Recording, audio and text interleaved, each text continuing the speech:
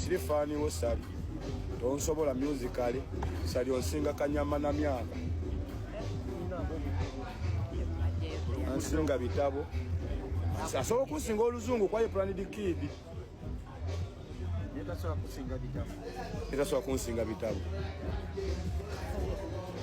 baby hausa musini komuni eri womo hausa musini komuni please the long button press the long button. Waliwo entalo ziri ku social media kuno zitagwawo. Essaawa ya kakati wenjogerera omwana mulenzi Patrick Mulwana abasinga obungi gwe mumanyi nga Alliance Ken yaguddewo dda olutalo. Luno lunaasoboka yaluguddewo olutalo ku mukulu Bebe Cool.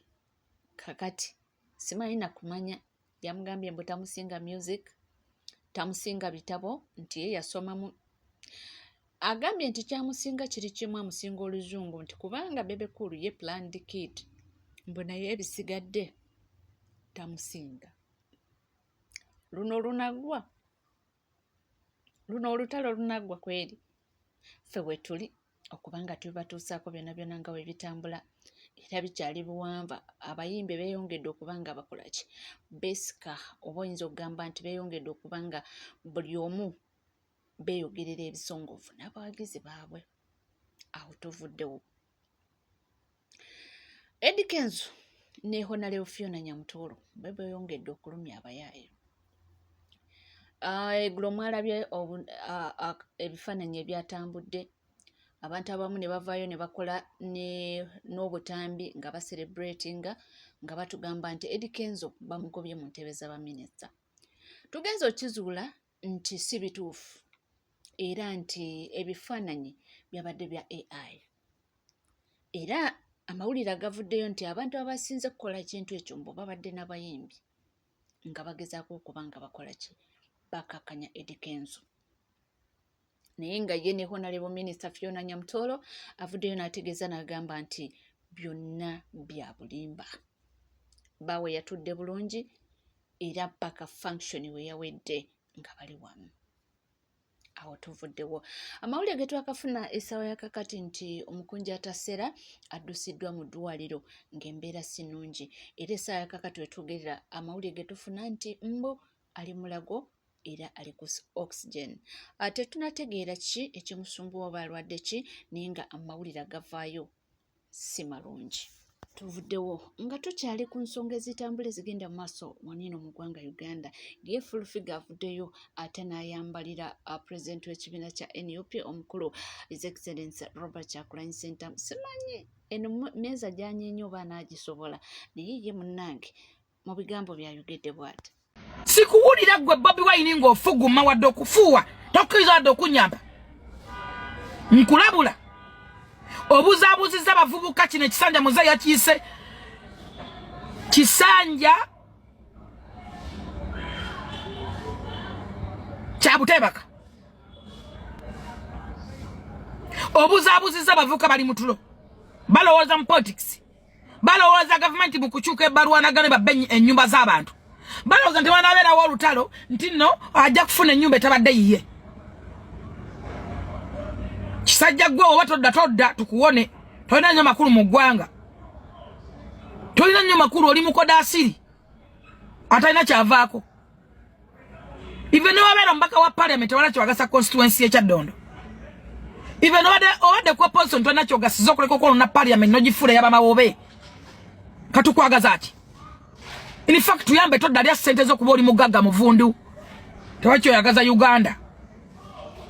Togeza n'ogamba nti waliwo yakulonda n'omu, kubanga n'abaakulonda babaddeyo mu kulayira era nga bakakasa nti tewayitamu. N'eyali akulira ebyokulonda byabakama yabaddeyo mu kulayira n'ayogera percentage Museveni gye yawangulirangako nga tebangawo ebadde yaludde okulabika. Kati sirika kisajja gwe nga wasirikira ddala sirika. Obiwulidde oyo ye Mama Flower abasinga obungi gwe tumanyi nga full figure ng'amanya g'amatuufu ye Jennifer Nakangubi. Olunaku olwaleero nno Juliana Kanyomozi ajaguza amazaalibwa g'omutabani bwe twogera ku Baby Tejja. Ndowooza olunaku olwaleero aweza emyaka 6 era nga Juliana abadde musanyufu nnyo ng'akyogerako ng'agamba nti musanyufu nnyo okulaba ng'olunaku lwaleero Mukama asimye nakkiriza omwana we n'aba nga acelebratinga amazaalibwa ge. Bingi nnyo ebibadde bitambula bigenda mu maaso, batuuka n'okubikako mama Juliana Kanyomozi nti afudde. Nno si gwe mulundi ogusoose bazze bamubika oba oli awulira babika mama Juliana naye nga ye gyali mulamutuku era nga talina buzibu. Tuvuddewo nga tweyongerayo mu mawulire g'enjawulo. Ono ayambalidde Julie Muteesasira ng'essaawa ya kakati yayita Julie mulungi kubanga ye Muteesasira lyali lya mwami we, lyali lya Pastor Muteesasira. Ayo gyawangalire Canada essaawa ya kakati. Jjo lyabalamu wanino yabaddewo n'ekivulu wabula ono amwambalidde ekivulu twakiraba. Ekivulu mwalimu abantu nga era nalabako abantu nga bagamba nti ekivulu kya Julie Muteesasira Julie birungi kibadde kijjuddemu abasiyazi. Kakati ono amuviiriddeyo talina bigambo biwoomu yadde n'akamu. Tuli awo nga zireeta sitaani omukyala yeeyita omusajja ye Judith yani Julie Muteesasira mbu naye akola konsati ayita abantu bagende babere nga bali mu konsati ye omuli w'ebisiyaga Nakinku ayita abantu sebo abantu is it Canada yabaddewa ayita abantu bagende babere mu konsati ye ng'agenda kubeera nga ayimba gospel. Sitaani ng'oyina ettima kikazi gwe ng'oyina ettima atu sitaani bane sitaani tatudde ate sitaani yali muntu era muntu ani gwoyita agenda okubeera nga ali mu konsati eyo byebisiyaga obikiriramu abantu otuyita mu ggeye nanga tulaba oba ogenda yimba ki gospel nti Mukama wange gwoyimba Mukama gwomanyi Mukama kyali mu ggwe omanyi kifo Mukama kyatuulamu like wabeera gwe sitaani gwe muli w'ebisiyaga. Agantu ng'ago mugaboolere ddala temugasemberera mugaboole buli omuntu akola ekintu ekyo muboolere ddala tomusemberera era mwakoze bulungi nnyo okubeera nga mwewaze sitaani eyo mwabadde mugenda mu ggeyera n'emusala yimba ebirala promoting ebintu by'olimu byoba promotinga byoba oyimba then okole concert then oberogamye nti bannange abantu bannange mbayita bwe bati ne tuddamu tumanyira natwasamira abantu nti okola concert nga weekweka Mukama sitaani gwe. Awo wetuli ebyo talina bigambo biwomu eri Julie birungi naye nga ne Bayibuli egamba nti munange tetulina buyinza obujajinga omuntu era n'obumusalira omusango.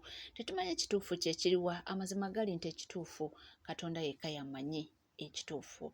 Abantu bagamba abamu bagamba nti mukazi wattu yakola ebyo ng'ayagala kufunirako obutuuze ano n'engeri gy'anonamu abaana be mu Uganda basobole okuba nga babeera batuuze mu Canada. So kyonna kyekiri Mukama yamanyi amazima. Awo tuvuddewo. Banigeria essaawa ya kakati wetwogerera bali mukungubagira muzannyo wa firimu abadde amanyikiddwa nga Alex Ekubo ayafiiridde ku myaka 40 era kigambibwa nti Alex ono Mr. Handsome abadde muvuka mulungi nnyo mwami mulungi nnyo ng'alabika bulungi era kigambibwa nti mu 2021 yali ya organizing wedding traditional wedding na church wedding naye byonna nga bigenda maaso buli kimu nga kiwedde omuwala n'amwekyusiza n'abanga akansolinga engagement eyo. Kigambibwa nti kyamukosa nnyo teri amanyi kituufu kye kyaliwo omwana muwala ono Fancy okutuuka okuba nga yekyanga ate n'asazaamu wedding zino ezaali zigenderedde nga buli kimu kiwedde batuuke ku wedding ye. N'abeera awo kigambibwa nti mu 2024 n'abeera diagnosed with stage 4 liver cancer.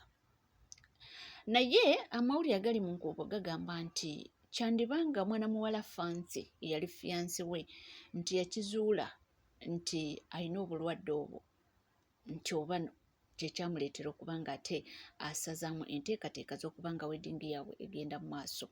Naye kigambibwa nti mu 2024 yali bubi nnyo n'ekirwadde kino ekya kokolo nga kituuse ku stage 4. Awo nno n'afuna obujjanjabi era n'akola ne liver transplant nti olwamala kukola liver transplant n'abeerakokko obulungi for some time era n'addamu ne bashootinga movie naye bagamba nti tekyamala bbanga ddene ndowooza kino ekibumba kye baamuteekamu kyagaana era obulamu ne butandika okuba nga temutambulira bulungi n'abanga abulira ddala ne ku social media takyapostinga kwegamba n'abeereyo mu bulamu bwe n'atoba mpaka amawulire nalaba ngaawo ku mitimbagano ng'abantu babuuza Alex ali luddawa bafans nga batera nnyo okupostinga Alex nga yabula naye ng'ali egyali kumbe musajja wattu nga kirwadde kimubala embiriizi paka juzi waneeno ku Monday bwe yavudde mu bulamu bw'ensi eno so ekiri Nigeria bali kubanga message zo zijja mu bungi nnyo naye byonna nga bigenda mu maaso ndabyeyo abantu era nga bavaayo nga bagamba nti muli bazibu ba Nigeria nti leka Alex era yakola kirungi nnyo kubanga batolinga n'obulwadde bwe ng'asirise nti muli bazibu nnyo aba Nigeria musanyukira nnyo omuntu afudde olwo ne muvaayo okwekaabya nonno tikiri Nigeria na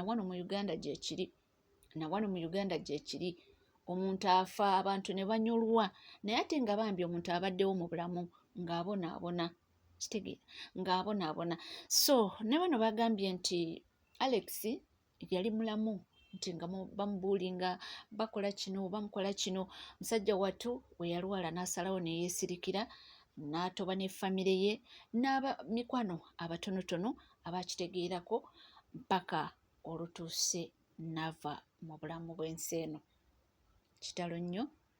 kitalo nnyo era kitalo ddala tweyongere okuba nga tusabira ab'eŋŋanda n'emikwano era tusabire n'omugenzi Mukama abe nga amuwa ekyomula ekirungi bo message zo zeeyongera okuba nga zigendera ddala ku bafamire ab'eŋŋanda Alex abadde second born mu famire yaabwe kubanga bali abawala 2 n'abalenzi 2 first born muwala Alex n'addako awo waliwo omuwala omulala then n'omulenzi ekya taata waabwe simanyi kubanga nze bulijjo mbalaba ne maama waabwe kale we natandikira omufolowinga nga mulaba ne maama waabwe n'abo baganda be so naye nga embeera bwetyo bweri eside zeeyo oliko Legit TV 256 teweerabira kubanga osubscribinga ringinga that notification bell sharinga likinga ebisigadde butereeva amawulire tujja kubanga tugakuweera tujja kubanga tugakutuusaako wonna wali wonna wosinzidde nkugamba bugambi nti gwe tuula butuuzi kalira nywera